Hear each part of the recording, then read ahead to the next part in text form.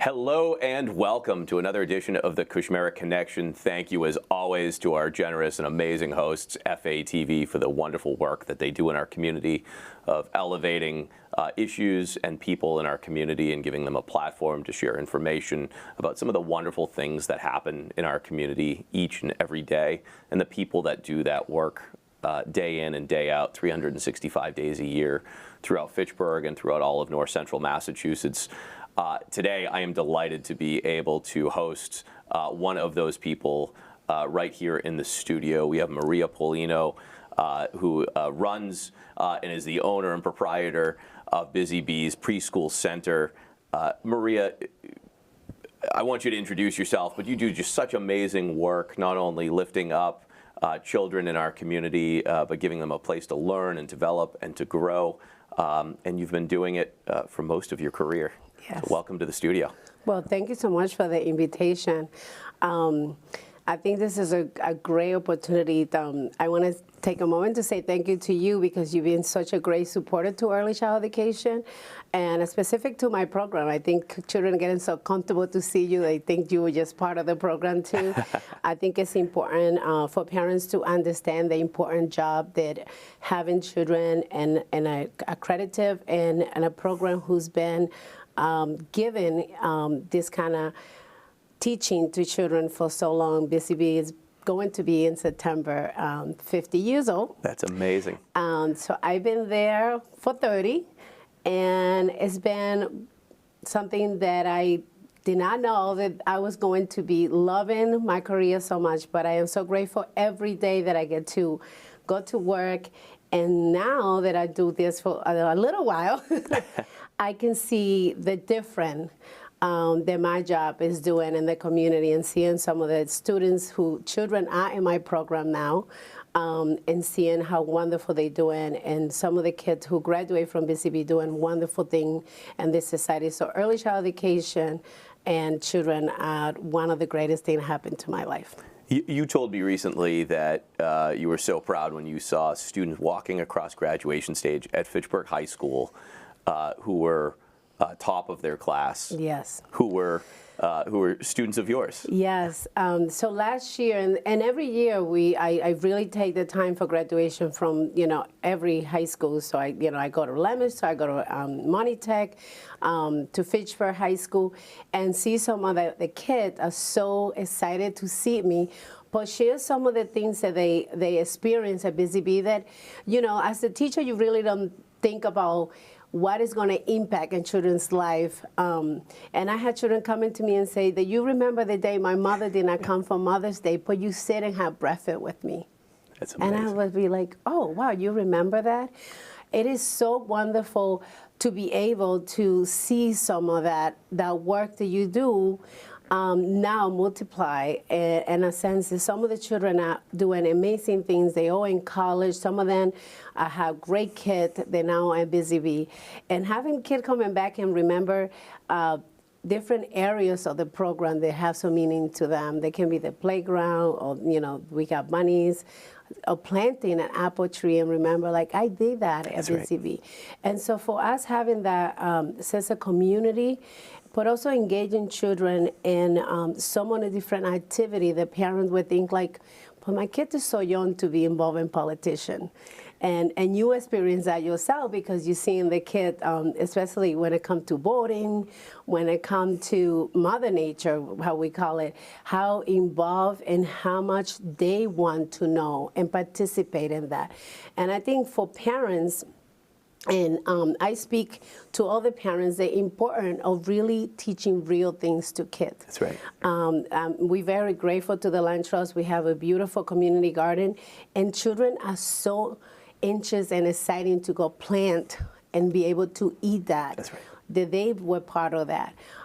So I say to parents, anytime that you have that moment to teach real teaching in moments, like taking a walk and talking about what is happening to outside with the trees and the birds and things like that, that it has so much meaning. And then when that kid grow up, remember that. That's right. So to me, teaching real stuff is You're cultivating that interest, right? Yes. You're giving them that first insight into a whole world of possibility. Yes, and it's no limit. I'm very blessed to be able to try to speak two language, and seeing the children, when they started at 3 months and see them now 5 years old, and be able to just pick up another language like they were born doing that, it's just amazing to me. So I see that with a lot of parents who come into the program and they say, but I don't want my kid to be confused or questioning about the importance or exposing children to many different languages. And I say, no. What you speak at home, you need to continue speaking that language. The kid will learn English, in the school with her peers, but keeping that second language is so important in children. And talking about things that you do at home. Let's go clean. Let's go make the grocery shopping list together. Going in the grocery store and talking about, I think one of the things that we see now, and you can speak yourself because you're a parent, we have this thing about these phones and having the kids exposed to so much screen time that is really, we see a huge language problem with children at a very young age. And so the time that you have with your kids, try to minimize that kind of equipment. That's because right. it really, really, it's not good for them, but they also, that social emotion that's so important. And there's nothing like talking with another human being and taking that back and forth with, a phone is not going to do that. Well, I think it's just so important, not only to really help to mold these minds and expose them to a world of opportunities and possibilities, but there's also some very real, tangible, and measurable things that we've seen as a result of child care and early childhood education. The district attorney, Joe Early, talks about this all the time, the presence of children that go through child care and early childhood education. You can fast forward 15 to 20 years later, and it is among the most effective predictors in whether or not somebody will enter the incarceration or prosecutorial system in America. And I think that's staggering. And I think that tells us so much about when you give kids a safe place to be, when you give them somebody who will help expose them to ideas and help cultivate their learning, those skill sets will carry with them, and it will keep them out of trouble, and it will give them, again, a whole world of opportunity. And so there's a very real value to us doing this, and a very real value to us not doing this, if and a real damage if we fail to do it. I think for a long time we've really we were looking at people like us as we're just babysitters, and it's not so nice to see people like you're in your position, but also seeing a governor understand so serious of the job that we do every day. Because we are really, that 0 to 5 years old is a huge loss. Right. If we do not give these children the opportunity to spend the time, but that social emotion and being in a group that you can learn how to take turn and have the language back and forth and expose these children to so many different everyday new things. Right. And it's nice that you brought that up because there was so much conversation back when I started about talking about where that we have that information, the early child education work for kids. That's right. And now we have so much information, and we have so many parents. I know that if I want to, that I'm not interested in because I cannot divide myself to two, open another program, I could open it. Because the people are so interesting to come because they see the different and the community in Fitchburg. I mean, I don't talk to anybody in Fitchburg. It's like I went to BZB, or I know somebody who went to BZB, and they see what a program like BZB, and there's tons of program in the city, but also in the state. But I think that parents now realize the importance, and it's like, did I want to send my kid to college or I want to send my kid to preschool? Well, think about that. How can you build a building without having a foundation? That's right. Well, so well said. And it's not just it's not just parents that are really starting to understand the value and government. It's also business. The National Chamber of Commerce talked about it as one of their #1 priorities of ensuring that everybody has access to both childcare and early childhood education. Not only because you're educating the future workforce, 15, 20 years from now, 30 years, you're setting them up for, you're giving them those foundation, the building the blocks for an entire lifetime in a workforce and in our economy, but also when parents are unable to access or unable to afford childcare, parents are forced to stay home and leave the workforce. And so often, it disproportionately falls on the backs of, and the shoulders of mothers. But increasingly, we're seeing sometimes 2 parents leave the workforce or reduce their hours in the workforce. And that has very real economic implications, not just for the family, who now is losing maybe a full-time job and position in their household, but it's also impacting our economy and our workforce. And so, as my office and Senator Cronin's office, we travel all over. Every industry we talk to says, we can't find workers. Where have all the workers gone? I'll tell you where they've gone. A lot of them are still here. They want to work. They desperately want to get back to work.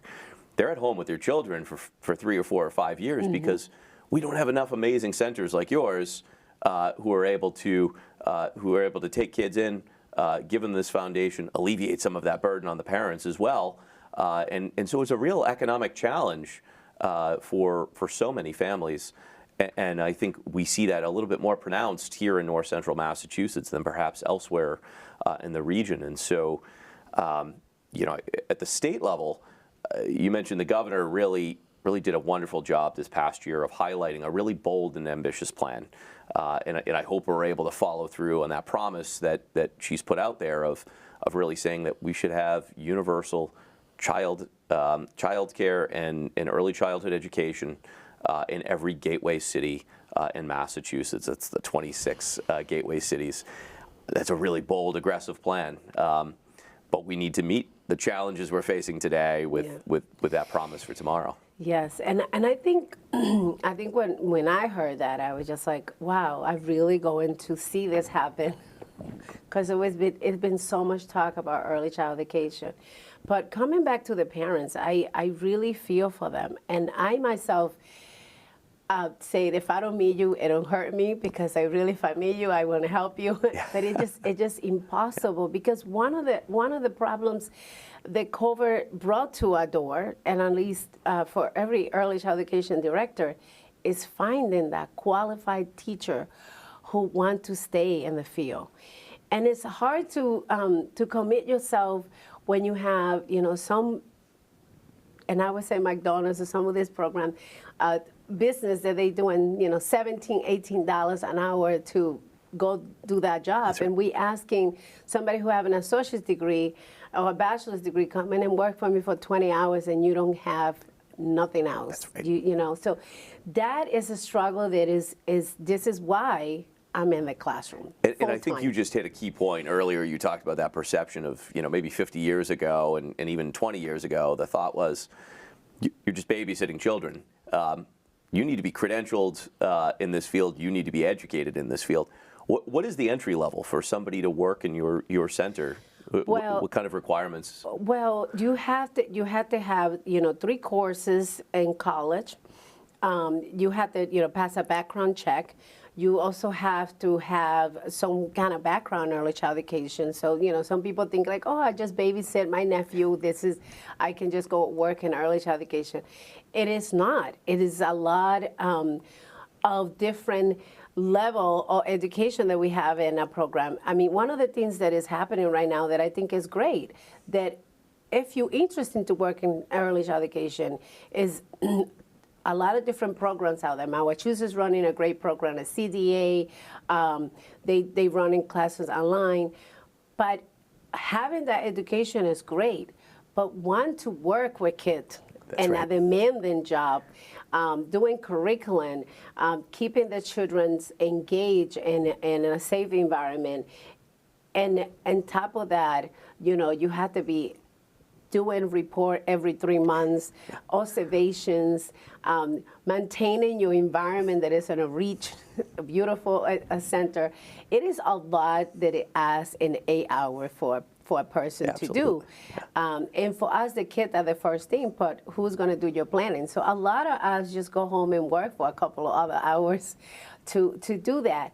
And you're talking about making $18 an hour? That's right. Often you can make a better salary working in an Amazon warehouse than doing a hard day. And having that responsibility and that That's challenge. Right. I think that it's something that we're running into, and I say that a lot, that it's really about the money. And I say that it is one job that you cannot do about the money, and that's working with kids. So, we're filming this on a Monday, and I just spent the weekend with my 2-year-old. It's a lot. It's exhausting. I'm a parent. I knew what we were getting into. Yeah. Love spending time with Gabriel. It's some of the best. But by Monday morning, I'm exhausted. Every day, Monday through Friday, you're providing that care, not just to one child. I'm exhausted. I'm talking about me and Carissa, spending an entire weekend with Gabriel. I can only imagine, you've got a packed child care center, and yes, you've got a lot of amazing people, but that's exhausting. That is exhausting. And mentally and physically, and you're asking people to do it for $18 to $20 an hour, correct? Yes, yeah. yes, and it's something that is really difficult to think that we have to, treat an educator that way. Yeah. Because we ask him for so much. I had 3 staff who's going to school and working full time. Wow. And I have a staff who themselves have family, children, That's that right. they have to go home and cook and clean and do laundry. I don't know how they do it. I think I forgot, blocked that part of my life a long time ago when I was in college and racing too. But it is hard. It's hard work, but when you do, at least to me, I can speak of myself. I seriously go home with stories and moments. I was coming here, and this is not my job to be in front of the camera. And I told this little girl, I say, oh, I have to go in the TV. I'm so nervous. And she goes, Miss Maria, just sit down and breathe. Let's count to 10. There's so much wisdom in these little voices, right? And I say, okay, I would take that because it's definitely what we teach, we get back. And that's right. Exactly what I say to them sometimes when they get frustrated. So you see it when you teach. It's definitely they listening and they watching you all the time. That's right. But let me just share some of the things that I have to say that it took a little while for the state to do, but I am glad that it happened. And I think that it's the support of teachers. We're not making enough money, but last year the state decided to be able to give a voucher to teachers who work in early child education. I think that was a great move, even it's 10 years later, because that was something that I was working in the state for a long time. But I think that is something that we somehow not need to promote to teachers to understand that you can come and work in early child education and you're going to be able to get a voucher. And I think a lot of that information is not passing across because I think a lot of teachers left because of that, because they can't afford it to send their own kid to the program where they work. And I think it's something like that, it needs to be put out there so people who are maybe thinking about going into early child education, but then like whether I'm going to leave my kid, to know that it's that help there. But also all these programs that is happening with teachers can get going to get a degree, for free. Is something that we also have to put it out there more because I think people get nervous to go into school, but I really think that having educators, being educators themselves is going to change also the system.